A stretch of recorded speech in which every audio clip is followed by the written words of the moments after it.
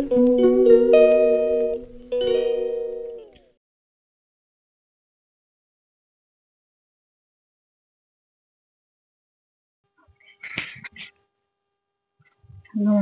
শুভ সকাল।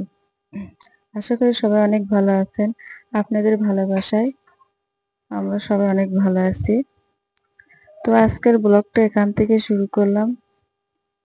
ব্লগটা দেখতে থাকুন শুরু থেকে শেষ পর্যন্ত। সারাটা দিন কি করি না করি আশা করি ভালো লাগবে আপনাদের।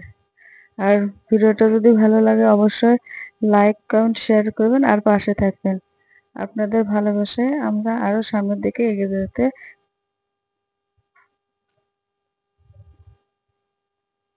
উৎসাহিত হব। আশা করি আপনারা আমাদের সাপোর্ট করবেন। দেখুন গাছটাতে কলিগুলো কি সুন্দর ফুটে আছে।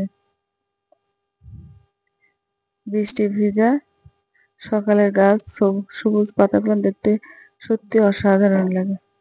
একবার দেখুন গাছগুলো, আকাশের অবস্থা খুবই খারাপ। আবার বৃষ্টি নামবে, একটু বৃষ্টি থামছে না কে, আবার সারাটা দিন সারা রাত বৃষ্টি শুরু হয়েছে।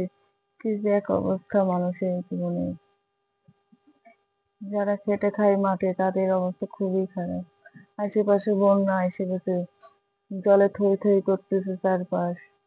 আকাশটা খুবই মেঘলা, এই যে মনে হচ্ছে ধীরে ধীরে বৃষ্টি পড়তেছে। আমাদের সকালের খাবার হচ্ছে রুটি।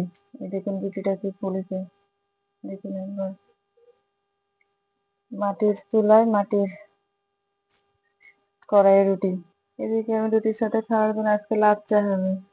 এই যে দুধ বসাই দিয়েছি গ্যাসে। তো লাল চা রান্না করার জন্য আমি নিয়েছি দিব দুধে তেজপাতা, সাদা এলাচ। দুধটা ফুটতে থাকুক, তারপরে ঠান্ডা হলে আমি সেমাইটা দিয়ে দেবো।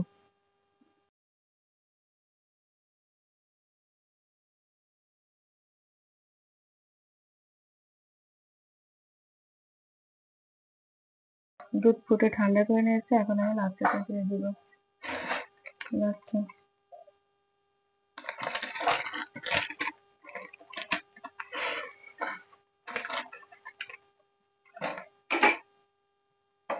দেখুন এখন আমি ঢেকে দিব।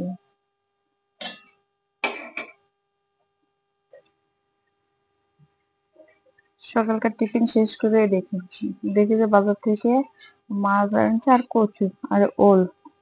দেখুন ওলটা দেখুন, ওল। আর এই যে বাজার থেকে কচু আনেছে। এই দেখুন আর কি ইলিশ কতগুলো আনেছে। ইলিশ দেখুন বন্ধুরা, কত ইলিশ।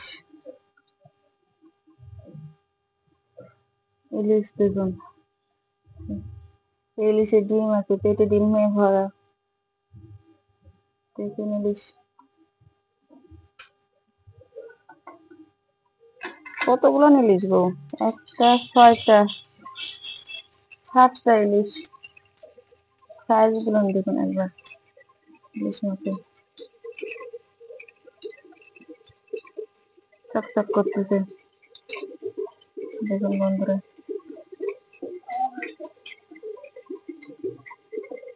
এই মাছে শুধু মাছই পড়ে, ইলিশের গন্ধেতে মাছের গন্ধ চলে আসছে। এই যে আমাদের টুনটুনি দেখতে এসেছে, এই যে মাছ দেখে ছুটে এসেছে। আয় আয়, এই যে এই যে এই যে এই যে মাছ দেখতে চলে আসছে। যেই না মাছ দেখেছে অমনি চলে আসেছে। বন্ধুরা, তো আজকে আমি রান্না করব ইলিশ মাছ দিয়ে কচু। এই যে কচু দিয়ে ইলিশ মাছ রান্না করব, আর ওল ভর্তা করব, আর সাথে দেখি কি রান্না করা যায়। দেখুন মাছ গুলান বন্ধুরা, মাছ কত ইলিশ। বর্ষার সময় ইলিশ সব পাওয়া যায়। দেখুন চোখ দেখুন, চোখ দেখুন মাছের।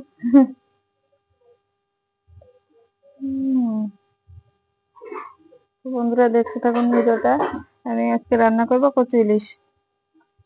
ভিডিওটা দেখতে থাকুন। কেটে রোদ বাইরে মাছগুলো কেটে নিয়ে আসি। আকাশ নীল হয়ে গেছে রোদেতে। আকাশটা দিন কত সুন্দর লাগতেছে। আর এই দেখেন রোদ বের হয়েছে দেখে এই যে কালাই শুকাতে দিছে। কালাই জিরা, গ্রামে এটা খুব ভালো লাগে যে অনেকদিন পর যদি রোদ উঠে যা আছে সব শুকাতে দেয় সবাই। এই দেখুন কি রোদ উঠে গেছে। মুগ ডাল রান্না করবো। মুগ ডাল রান্না করার জন্য মুগ ডালটা আগে আমি সিদ্ধ করে নিতে গেছি। সিটি না দিলে আখা দিলে অনেক দেরি হয়ে যায়। মুগ ডাল রান্না করার জন্য আমি নিচ্ছি এখানে রসুন কুচি, পেঁয়াজ কুচি, শুকনো লঙ্কা, তেজপাতা, সাদা এলাচ, দারচিনি, বড় এলাচ, জিরা, আদা জিরা বাটা। তো বন্ধুরা দেখতে থাকুন। তেল গরম হয়ে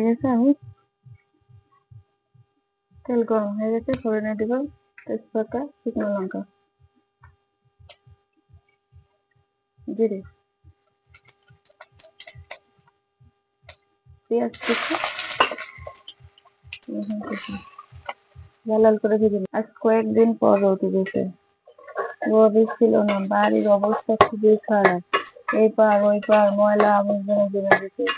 বাড়ির চারপাশে জলে ভর্তি। বাড়ির পাশে আম বাগান আছে, আম বাগানে জল উঠে কি এক অবস্থা। রোদ না উঠলে বাড়ি ঘরের অবস্থা খুব খারাপ হয়ে যায়। বাড়ি ঘর চাওলা করে যায়, এতটা নোংরা হয়ে যায়।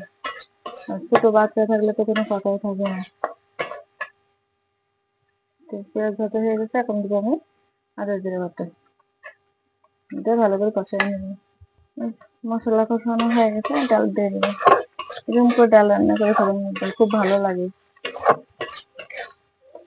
আদা জিরা পেঁয়াজ রসুন দিয়ে রান্না করবেন, এক থাল ভাত খাবেন এই ডাল দিয়ে, কিছুই লাগবে না। ডাল হয়ে গেছে, ডাল নিয়ে নেবো। কি সুন্দর হয়েছে ডাল।